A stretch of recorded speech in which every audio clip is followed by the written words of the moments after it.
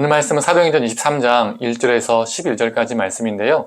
6절에서 11절만 읽도록 하겠습니다. 바울이 그중 일부는 사두개인이요 다른 일부는 바리새인인 줄 알고 공회에서 외쳐 이르되 여러분 형제들아 나는 바리새인이요 또 바리새인의 아들이라 죽은 자의 소망 곧 부활로 말미암아 내가 신문을 받노라.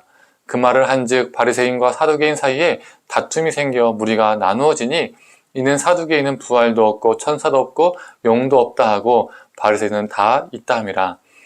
크게 떠들새 바리새인 편에서 몇 서기관이 일어나 다투어 이르되 우리가 이 사람을 보니 악한 것이 없도다. 혹 영이나 혹 천사가 그에게 말하였으며 어찌하겠느냐 하여 큰 분쟁이 생기니 천부장은 바울이 그들에게 찢겨질까 하여 군인을 명하여 내려가 무리 가운데서 빼앗아 가지고 영내로 들어가라 하니라. 그날 밤에 주께서 바울 곁에 서서 이르시되 담대하라. 네가 예루살렘에서 나의 일을 증언한 것 같이 로마에서도 증언하여야 하리라 하시니라. 아멘. 아침 묵상을 들으시는 모든 성도님들에게 하나님의 은혜가 있기를 간절히 소망합니다. 오늘 본문을 보면 바울이 산헤드린 공회 앞에서 신문을 받게 됩니다. 이 산헤드린은 로마가 인정해준 유대인들의 최고 의결기관이죠. 예수님을 재판한 것도 이 산헤드린이었습니다. 바울은 이 공회에서 오늘까지 나는 범사의 양심을 따라 하나님을 섬겼다라고 말하니까 이 대제사장 아나니아가 바울 곁에 있는 사람에게 시켜서 바울의 입을 치라고 하죠. 이 아나니아의 말에 바울은 이 회칠한 담이여 하나님이 너를 치시리로다 라고 응수를 합니다. 이 사람들이 네가 지금 욕하는 사람이 누군 줄 아느냐 라고 말하니까 바울은 그 사람이 누군지 몰랐다. 대제사장인지 몰랐다 라고 말하며 출애굽기 22장 28절 말씀을 인용하며 자신의 잘못을 인정합니다. 그리고 바울이 6절에 이런 말을 합니다. 나는 바리새인이요 또 바리새인의 아들이라 죽은 자의 소망 곧 부활로 말미암아 내가 신문을 받는다 라고 말을 합니다. 이 말을 하자 소란이 일어납니다. 왜 그렇죠? 이 산헤드린 공회에는 사두개인들과 바리새인들도 같이 있었는데 이 사두개인들은 부활을 부정하고 믿지 않았었죠. 그런데 바울이 부활의 얘기를 하자 화가 난 겁니다. 그들의 입장에서는 바울의 말은요 헛소리나 마찬가지였습니다.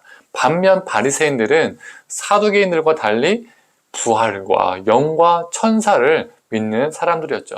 이 바울의 발언 때문에 서로 두 파 간에 격한 논쟁이 일어났습니다. 심지어 바리새인 사람들이 이 바리새파 사람들이 바울의 편을 들기 시작했어요.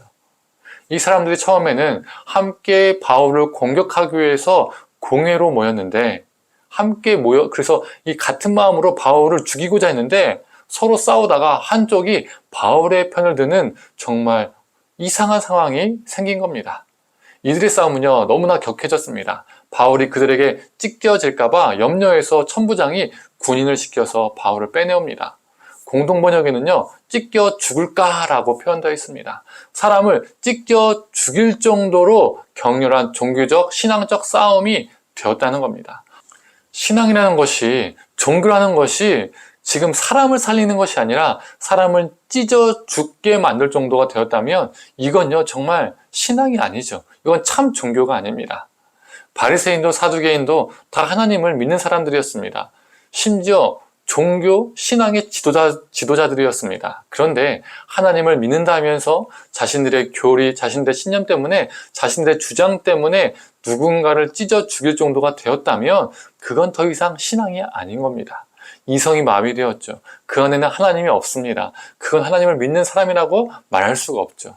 그들은 하나님을 믿고 백성들에게 성경을 가르쳤지만 실제로는 하나님과 무관했던 겁니다. 그런데 바울은 달랐습니다. 11절의 말씀입니다.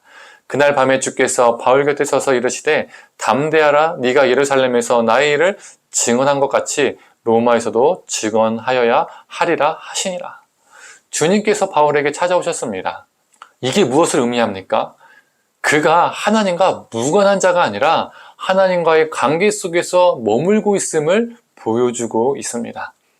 찾아오신 주님께서 그에게 이렇게 말씀하셨죠. 담대하라. 네가 예루살렘에서 나의 일을 증언한 것 같이 로마에서도 증언하여야 하리라 라고 말씀하셨습니다. 이게 무슨 의미죠? 로마에서도 복음을 전하게 하시겠다라는 주님의 말씀입니다. 약속입니다. 주님께서 그를 로마에서도 생명을 살리는데 사용하시겠다라고 약속하셨습니다. 앞에서 서로 싸우는 바리새인 그리고 사두개인들과 너무나 비교가 되지 않습니까? 그들의 교리와 신념은, 그들의 신앙은 누군가를 찢어 죽일 것 같았습니다. 그들의 신앙은 서로를 향해서 물어 뜯고 죽이는 것이었습니다. 그들은 종교 지도자들이었지만 그들의 신앙은 자신들의 신념과 자신들의 이권을 지키는 것이었습니다. 그러나 바울은 죄수의 신분이었지만 그의 신앙과 삶은 생명을 살리는 데 꽂혀 있었습니다. 옥에 갇혀 있는데도 하나님의 말씀, 복음을 전하는데 그는요, 열심을 다했었습니다. 성도님들, 우리가 잘 먹고 잘 살아도 교회 안에서 인정을 받고요, 나름대로 위치가 있다고 해도 우리의 신앙과 삶이 누군가를 찢어 죽일 것 같은 공격적인 신앙이라면, 그러한 삶을 살고 있다면, 누군가를 아프게 하고 고통에 넣는 신앙과 삶이라면요, 그거는요, 진짜 참신앙이 아닙니다. 내가 신앙이라고 착각하고 있는 거예요.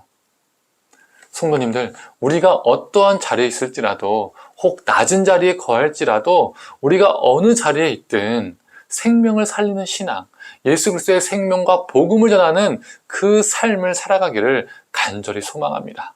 바리새인과 사두개인 같이 찢겨 죽이고자 하는 신앙이 아니라, 그러한 비틀어지고 왜곡된 신앙이 아니라 사람을 살리고 생명을 돌보는 참된 신앙으로 살아가는 저와 우리 성도님 되기를 간절히 축원합니다. 함께 기도하겠습니다.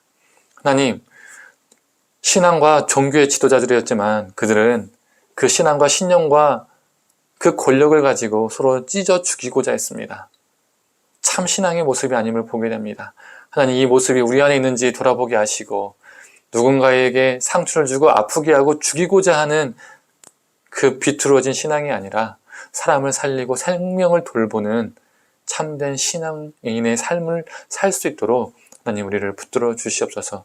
오늘도 생명 살리는 신앙을 가지고 살아가는 우리 되게 하여 주옵소서. 예수님의 이름으로 기도드립니다. 아멘.